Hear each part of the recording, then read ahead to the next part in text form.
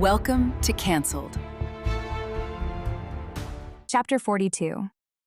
I have to live with it forever. Evie. Later that night, Encinitas, California. The first thing I notice is the beeping, soft and steady, like a pulse that isn't mine. Then comes the light, bright and sterile. I try to move, but nothing happens.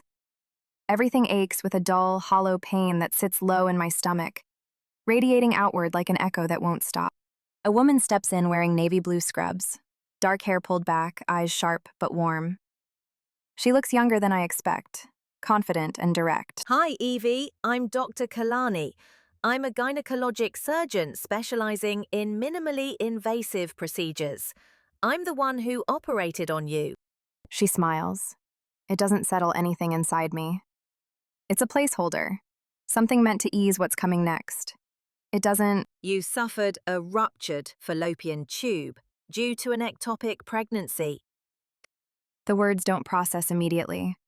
They hit sideways, wrong, off balance, like a car skidding across ice with no control. What? She nods, her voice calm and measured, like she's delivered this news 100 times before, but never to me. The pregnancy implanted in your right fallopian tube instead of the uterus. It grew until the tube couldn't handle the pressure and ruptured. That's why you collapsed.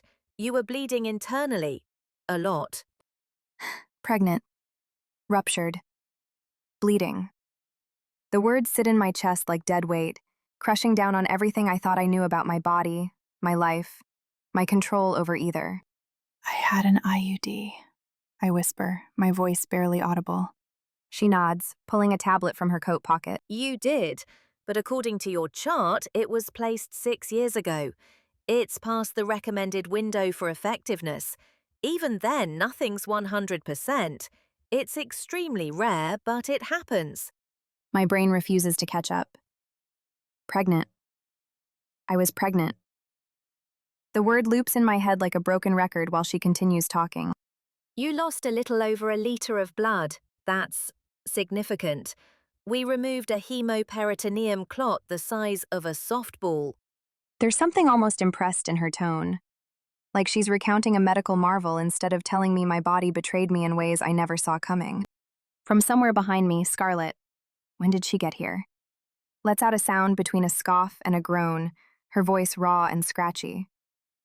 The doctor catches the reaction and recalibrates, her tone shifting. Sorry, I don't mean to be insensitive, but your case is medically significant. The imaging, the procedure, the extent of the rupture, it's an exceptional example of an advanced ectopic pregnancy with massive hemoperitoneum presenting with hemodynamic collapse. She pauses, gauging my reaction before continuing. If you're comfortable with it, I'd like to submit a case study. It would be valuable material for journals focused on gynecologic surgery and reproductive medicine. You wouldn't be named, of course, just the medical data. But this could help advance research into early diagnostics and surgical intervention for high-risk cases. I nod numbly, not really processing what she's asking. Sure. Yeah. Whatever. She softens slightly, her professional mask slipping just enough to show genuine concern. More importantly, I want you to know you're going to be okay. Okay, the word feels wrong. Too simple for everything that's just been destroyed inside me. I blink hard, it doesn't help clear the fog. Can I still have kids? She smiles, there's caution in it, hesitation I almost don't catch. Yes, I was able to preserve your ovaries and your left fallopian tube. There's no reason you shouldn't be able to conceive again. Then her tone shifts, becoming more clinical, more careful. That said, having one ectopic pregnancy does increase your risk for another. Your chance is now about 50% higher than the average population. If and when you do get pregnant again, we'll monitor your HCG levels weekly in early pregnancy. If they don't rise properly or if you experience any concerning symptoms, we'll intervene before things become dangerous. I swallow hard, my throat thick, chest rising in uneven jolts. It's too much information, too fast. on top of everything else. I didn't even know I was pregnant, and now I have to live with the knowledge that I lost something I never knew I had, and that any future pregnancy carries risks I can't control. She pauses again, studying me carefully. Then, with the careful tone of someone venturing into delicate territory, I take it the man in the waiting room, the one who's been here all night and seems seriously distraught, didn't know you were pregnant either. I go stock still. My pulse stumbles and my stomach twists violently. What man? There's silence, heavy and telling. Then from the corner comes a soft, reluctant mutter edged with something bitter. Cruz. Scarlett's voice carries the weight of everything unsaid. I grit my eyes shut, the final piece of this nightmare clicking into place. Of course he's here. Of course he found out. Of course this moment, already the worst of my life, had to include him. My eyes widen as I look at Scarlett. Why is he here? She lets out a low, grating laugh, more exhaustion than amusement, more disbelief than anything else. I told him to leave. He refused. Why is he here? Why would he stay? And why does part of me, the part that's still bleeding from more than just surgery, want him here? Even though I know it changes nothing. It sure as hell doesn't mean I'm ready to face him. Morning light leaks through the blinds with a brightness that feels too hopeful for how I feel inside. Everything aches. Not just my body, though that's bad enough, but my heart, my head, my ability to trust that anything will ever make sense again. Scarlett is curled in the visitor's chair, one arm slung over her face as a shield against the light. She hasn't left my side all night. I remember her trying to crawl into the hospital bed with me at one point, until a nurse gently but firmly redirected her back to the chair. A knock at the door interrupts the quiet. Dr. Kalani walks in with her clipboard, expression composed but warm. Good morning. I've got good news. We're finalizing your discharge papers. You'll be free to go by noon. I blink at her, still amazed that I'm here at all. That I survived something I didn't even know was happening. Scarlett stirs, stretching like a cat and blinking into the light. Did she say we're breaking out of here? Dr. Kalani laughs. She did. I'll be back in a bit with discharge instructions and follow-up appointments. The second the door closes, it opens again. This time it's my parents. My dad looks like he's aged a decade overnight, all the color drained from his usually ruddy face. My mom clutches her purse like it's the only thing keeping her tethered to earth. She rushes to my side before I can say anything, her hands immediately smoothing back my hair, cupping my cheek like she needs physical confirmation that I'm still here, still real, still breathing. Oh, Evie. Her voice shakes with a tight mix of relief and residual terror, like she still can't quite believe I made it through. Her hands keep moving, brushing my forehead, gripping my fingers, trying to press warmth back into my skin like she can anchor me with touch alone. I can't even tell you how scared I was. When Scarlett called, She chokes on whatever she was going to say, clears her throat, tries again.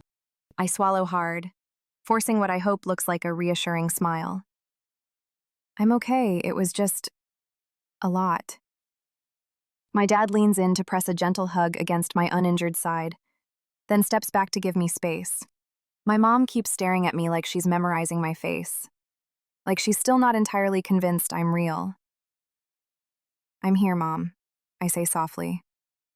I'm okay. Are you? She asks, and there's something in her voice that tells me she's not just talking about my physical condition. Because, honey, you've been through so much these past few weeks. The business stress, and then everything else. I know she means Cruz, even though she doesn't say his name. Then my mom gives my dad one of those looks. A silent exchange loaded with 30 years of marriage and perfect understanding.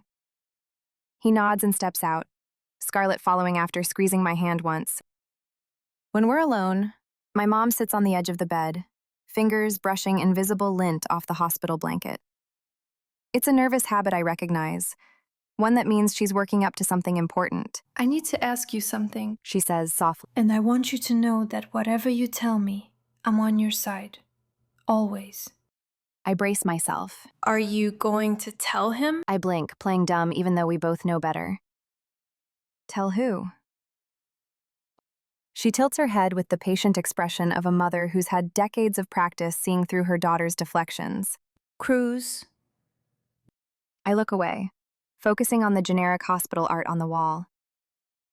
There's nothing to tell him. Evie, Her voice is gentle but firm. the nurses told me he's been in the waiting room all night. Hasn't eaten, hasn't left, refuses to go home. He's beside himself with worry. The words don't settle right, don't make sense with the man I remember. The one who looked me in the eye and crushed me like was just another empty soda can. So? The word comes out sharper than I intended. My mom is quiet for a long moment, choosing her words carefully. Honey, I've seen a lot of men in my life. Your father, your grandfather, your uncles. And let me tell you something. Only a man who's completely in love acts the way Cruz has been acting. Scarlett told me what happened between you two, and yes, he was cruel. Yes, he was wrong. Men can be incredibly stupid when they're scared. She reaches for my hand. That doesn't mean you have to forgive him. That doesn't mean you owe him anything. But love, real love, doesn't just disappear overnight, even when people say terrible things they don't mean. I lower my gaze, feeling the familiar weight pressing deeper into my ribs. I don't know if he deserves to know. The words slip out before I can second-guess them, quiet but final. After everything he accused me of, after how fast he turned on me, do people like that get second chances?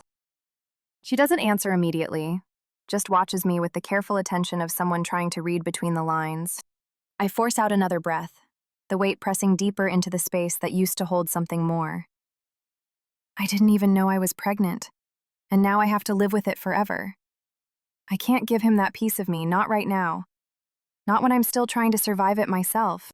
My voice cracks on the last words, splintering under their own weight. My mom's face crumples with understanding and heartbreak. She gives me a careful hug, mindful of my injuries. Oh, sweetheart, I'm so sorry. I'm so sorry. We sit in silence for a moment while she processes what I've told her. Then let me go talk to him. She says finally, Not about that. Just to tell him you're okay. That's all. He's destroying himself out there, and whatever happened between you two, he's still a human being who's clearly suffering. I glance at her, startled by the suggestion. I won't say anything about the pregnancy. She continues quickly. I'll just tell him you're going to be fine and that he should go home. Nothing more. I hesitate because it feels like a step towards something I don't know if I want. But it's a step that doesn't require me to be the one taking it. Okay. She leans in to kiss my forehead, then walks toward the door like she's heading into battle. And maybe she is. But I'm not ready to see him myself. Not yet. Maybe not ever.